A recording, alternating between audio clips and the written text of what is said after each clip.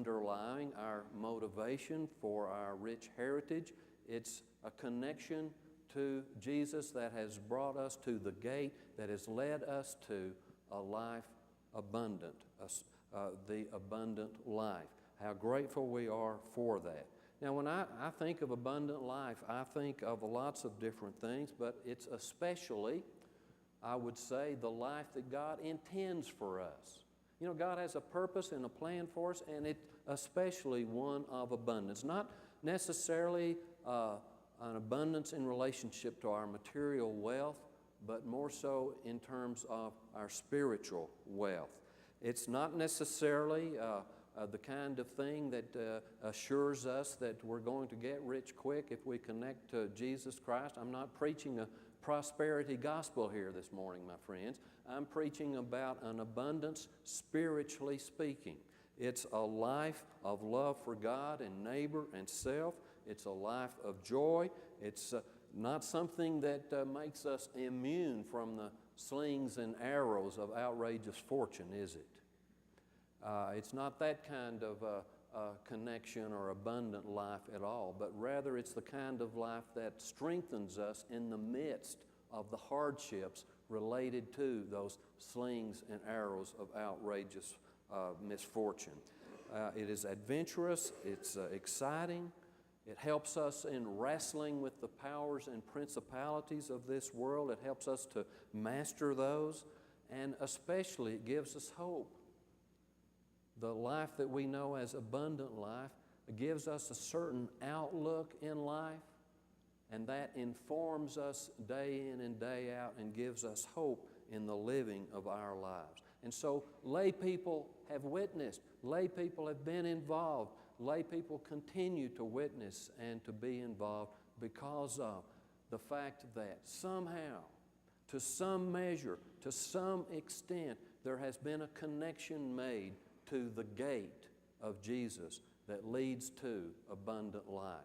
And when we consider abundant life and how Jesus is the gate, I'm aware that sometimes we tend to let other gates be the gate.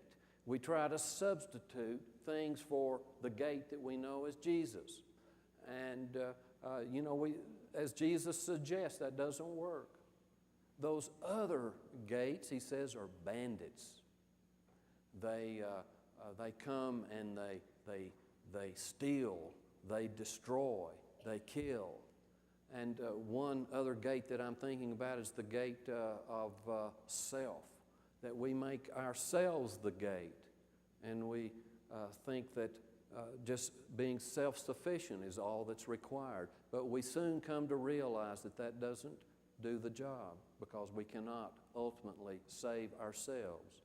Sometimes we set up as the gate associated with all those self-help books that are available. And they're good to a point. They help us in making some decisions and in understanding some circumstances in our lives, and help us to understand the world a little better, help us to deal with life and all that's going on in our lives. But ultimately, they disappoint us, because here again,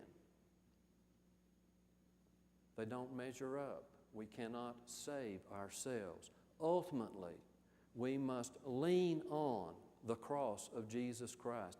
Ultimately, we must receive that message that's related to the cross of Jesus Christ in an empty tomb and a resurrection, and there we have the gate to abundant life. And so it's our connection to that abundant life that encourages us and prompts us to remain connected to Jesus and to be about Jesus' ministry. Well, for centuries, theologians have been trying to figure out what it means for the cross of Jesus Christ to minister to and with us. And this is so important here in verse 9. Jesus says, "I am the gate. Whoever enters by me will be saved." Well, theologians, the church, we've tried to explain, to formulate how the cross of Jesus Christ actually saves us. It's all about the doctrine of atonement.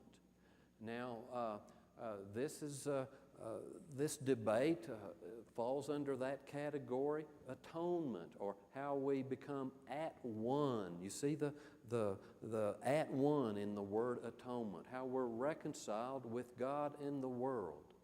And there are several different ways of understanding how the cross, how atonement works. And that's because it's such a deep and rich kind of doctrine that there's no one metaphor, there's no one way of understanding it. And so several understandings, several explanations have been put forth. Actually, they're still debating. We're still debating. We're still trying to formulate this and to explain it.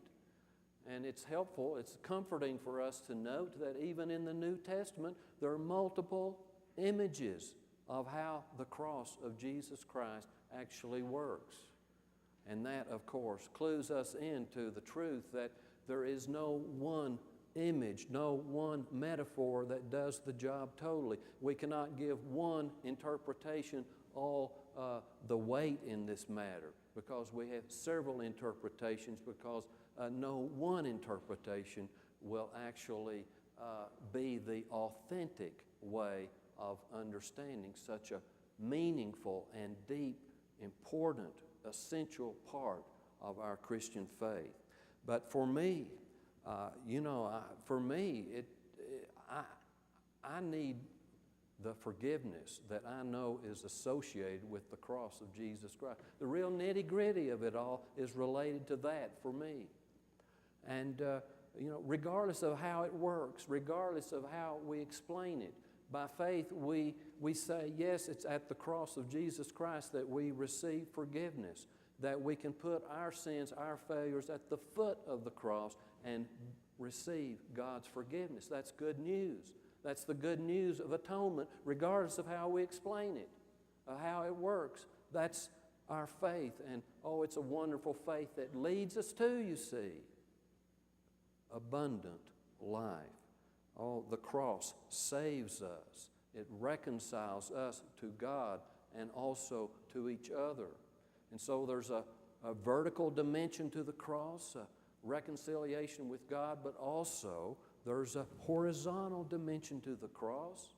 Because I am reconciled to God through the cross, I can be reconciled to the world and to other people. I can be involved in ministries of reconciliation that help others to be reconciled to God and with each other. I can be involved in, because I'm saved, I can be involved in saving other people, be involved in ministry. It's vertical and it's horizontal, and how grateful we are for this ministry that God gives to us through the cross of Jesus. I have a pastor friend. He writes in his newsletter about an old box that they found in the church office. And this happened to come onto it by accident. It's full of keys. And these keys have accumulated down through the years. Nobody knows what they belong to. They're not labeled. And so they thought, well, we'll just get rid of it. It's extra baggage. It's taking up space. And they said, no, we better not. We may need them sometime, So we hoarded them back away. Well, then one day it happened. You know that little button on filing cabinets that you push with your thumb, and it locks all 4 drawers? Well, somebody in the church library pushed that button and locked all the drawers. Nobody had a key, and they were in panic. They needed something out of that filing cabinet. Well, the pastor, he remembered that old box that was hidden away in the closet, and they went and got it, and they looked through all of that. An hour later, they with a lot of experimentation, found the key. It opened the file box. It enabled them to retrieve what they needed to retrieve. Well, I share that with you this morning, my friends, because sometimes we are tempted to treat Jesus that way, as just an old relic that we put in the dark corners of the closet of our lives. And we can't imagine how this old relic will do anything for us. Well,